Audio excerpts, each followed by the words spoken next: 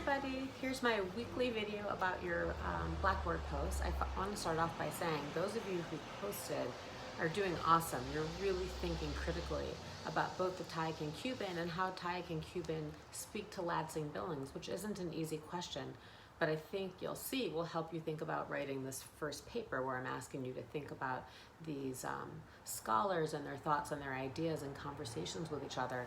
So I just want to make a couple additional comments about Tyack and Cuban and the way they might be in conversation with Lansing Billings. Tyack and Cuban were two very well-known historians of education. David Tyack passed away a couple years ago now, and Larry Cuban is still around. He's retired, but he posts. He has a pretty popular blog where he still thinks about these things. And the reason why I assigned the two chapters I did, the prologue and chapter 2, is because I think they offer a helpful framework for thinking about school reform, and specifically the idea that school reform is just planned change. And it doesn't have to be positive. There can be reforms that are negative and there can be reforms that are positive. We tend to think about progress and always moving forward, but their argument is we tend to see at least the rhetoric of reform being quite cyclical in terms of the kinds of things that politicians, policymakers, social commentators are saying about schooling. And that's the other really big, important distinction they make.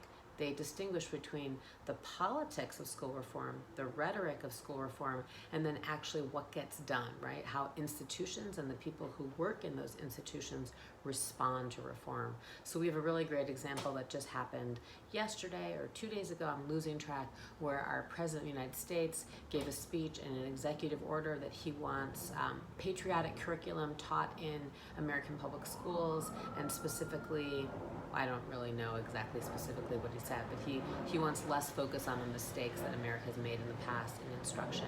So that's definitely a rhetoric of reform. It's a political action. The federal government doesn't really have a role in local curriculum, but then the question to ask, and some of you pointed this out, is what then happens at the local level? How do schools respond? How do communities respond? Is it appropriate for federal policy making to influence schools? And we'll have to see what happens.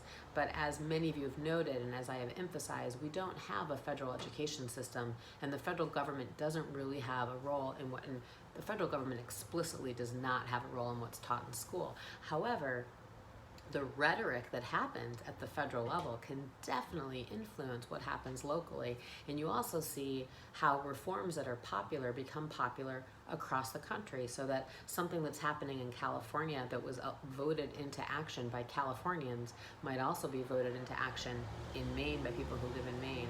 I don't know what people who live in Maine are called. Mainers? I have no idea. So the other thing that was really interesting that a lot of you brought up that I hadn't thought about that much was the way that both Lansing Billings and Tyack and Cuban talk about the politics of school reform in terms of who should get to make these decisions, right? On the one hand, we talk about local stakeholders. We say teachers should have a voice, parents should have a voice, but at the same time, we say that schooling is an instrument not just for individual parents, but also for general society, in which case some of you who don't have children in schools might also want to have a voice in what happens in your local schools. And so how do we balance the idea that we've got a democratic governance, but then we also have people who are being affected? And these are great questions to grapple with.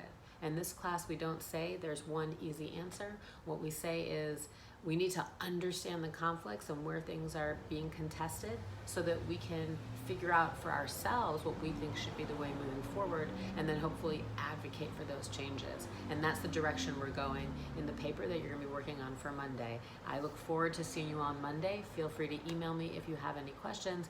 If you haven't posted yet, please go post on Blackboard and then go and respond to some of your classmates. You don't need to respond to this video, but you're welcome to. Have a good weekend.